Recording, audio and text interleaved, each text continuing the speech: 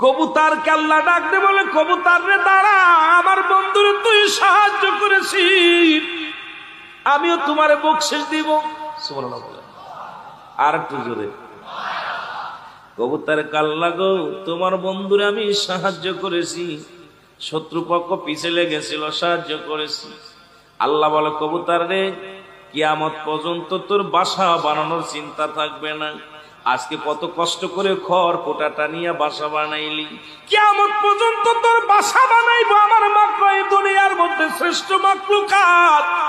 এই জন্য কবুতরের বাসা মানুষে বানায়, কেউ বানায় টিন দে, কেউ বানায় কাঠ দে, যদি কিছু না পারে একটা ঝাঁকা বেঁধে দেয়। আর কবুতর পরের বাসায় বাস করে, নিজে বাসা বানায় না। বাবারে গভীর মনোযোগ, কারণ এত মর্যাদা আমার আল্লাহ দিছে শুধু হাবিবের পক্ষে থাকার কারণে। জোরে বলেন ঠিক কিনা?